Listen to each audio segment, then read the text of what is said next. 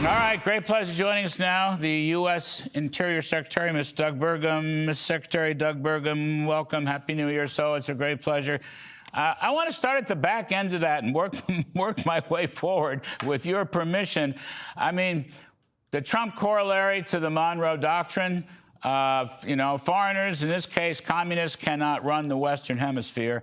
And the nexus of oil power, and this is up your alley, this is so important to me, the nexus of oil power is now going to shift completely from the Persian Gulf to the Americas, which is where it belongs, because Mr. Trump, and it was in the Wall Street Journal this morning, front page article, he's going to control this oil from Venezuela and elsewhere. What's your thinking on this, Mr. Interior Secretary?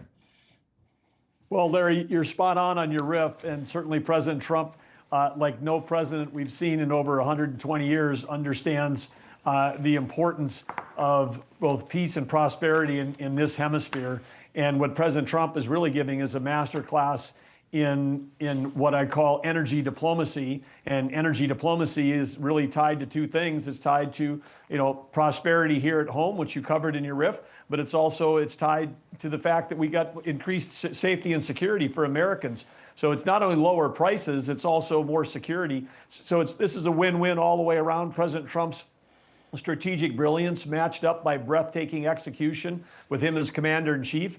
And what's made all this possible is that when he took office last year on January 20th, from day one, he said, we're going to have energy dominance. You can't bomb Iran. You can't remove Maduro. You can't do the things that he's doing unless we had a solid basis of energy production. He's able to make these global moves. And guess what? The price of oil barely moves. Because we've got so much energy. As you said, we are in command now of these markets, and what a beautiful thing for the future of the Americas. Well, I think, policy is everything, but timing is everything, too. Oil is on the downslope. Oil is oversupplied. It's ahead of demand, which is fine. Okay, we're almost at 14 million barrels a day, as you well know, sir. And so this is great. So the Venezuelan slight disruptions not going to matter. I assume you're involved. You're on the energy team, Interior Department, and so forth. Mr. Trump is suggesting, and this is my question to you, the United States will control every drop of oil coming out of Venezuela. That is the basic thrust, at least during this so-called transition. The U.S. will control every drop of oil and pricing, and the disposition of it. There's going to be an oil fund, as I understand it. The president will control it, or the Secretary of State, or maybe you'll have a shot at it. So we're going to control the oil, and we're going to control the disposition of the oil.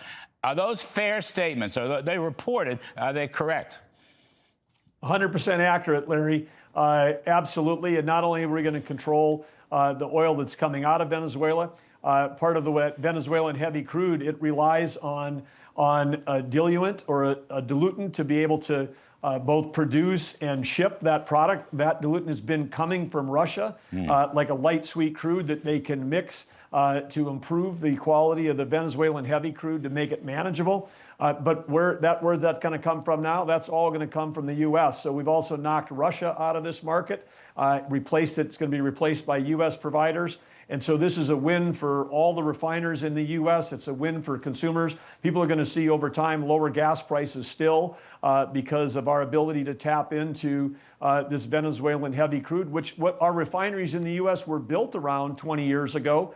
And then that market was destroyed by the corrupt leadership in Venezuela. But that's all coming back. That's great news for every American consumer. And like you said, energy is a component of everything. The clothes you wear, the food on your table, the gas in your car. When those prices come down, everything comes down. And we're looking at a gangbuster 2026 economically ahead of us. I don't think people understand it. It's funny. I'm glad to hear you say it. I want you to sign off on it because you're a smart guy.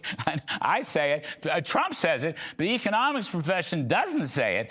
I mean, it's the greatest story never told. We've gone from $80 to about $55, $60.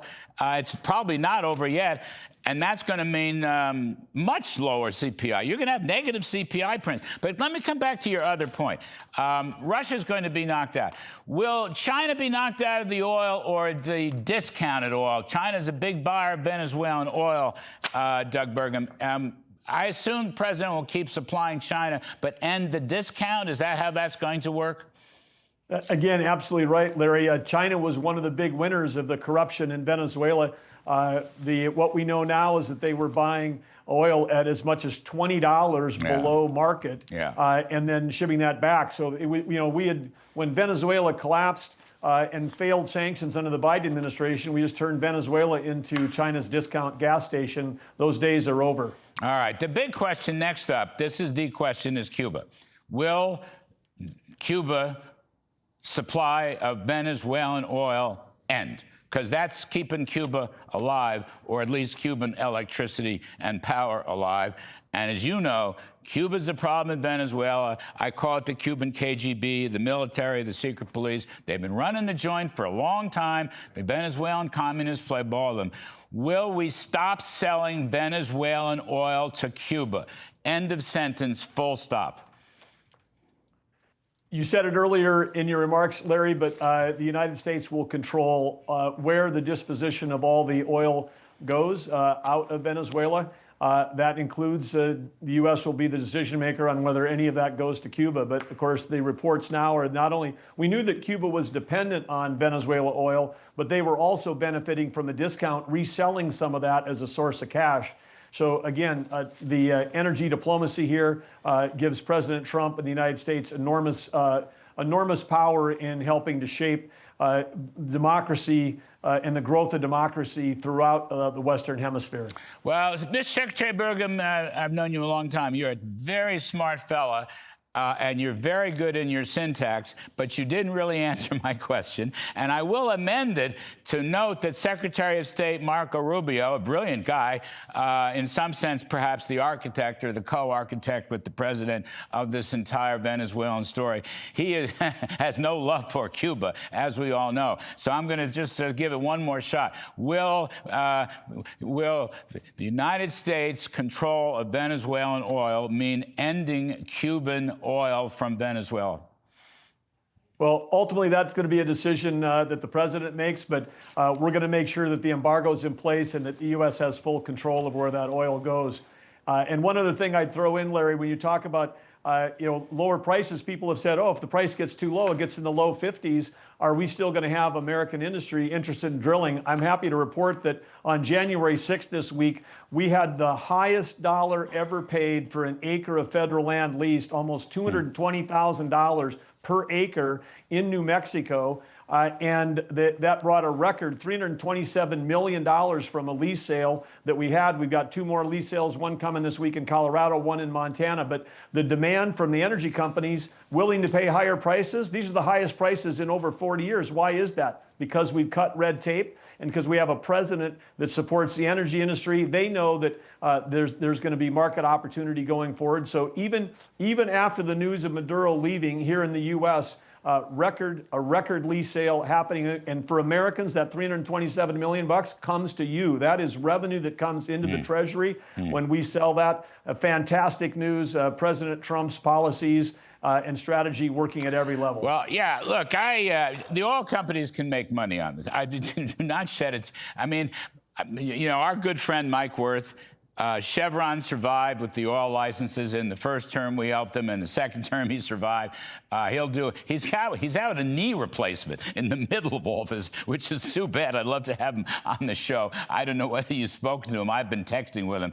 But, I mean, the president says $50 a barrel. You can make plenty of money at $50 a barrel. Come on. The break-evens have come down. The technologies have improved. The frackers have improved. The horizontal drillers have improved. I know I'm not going to mention any names, but I know very, very senior officials at one of these totally biggest oil companies who said, hell, we can make money at 35 because we'll be buying up all these other competitors. I'm not worried about that part. I think what Mr. Trump has done, drill, baby, drill, ending communism in the Western Hemisphere is a historic greatness feat, And I don't care about profits for one quarter on the oil companies or anything like that. But it also is going to dovetail hopefully, with much lower inflation and a much stronger economic growth, as you're pointing out.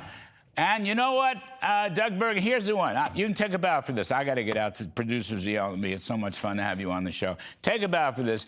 It is cool now to be in the fossil fuel business, okay? All this crazy-ass climate change, radical socialist stuff is gone.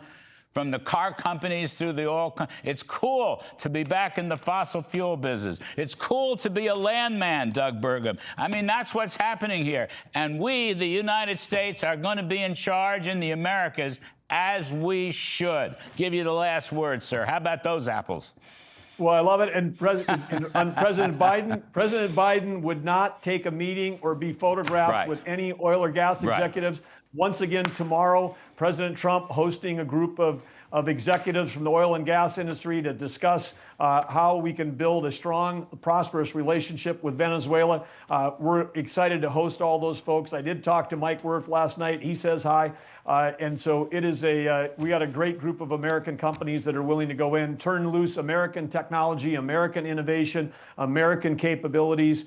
This is going to be such a win for the U.S. Got it. Terrific stuff. Interior Secretary Doug Burgum, Happy New Year to you. Happy New Year to your dear wife, Catherine. We appreciate all your service, sir. Appreciate it very much.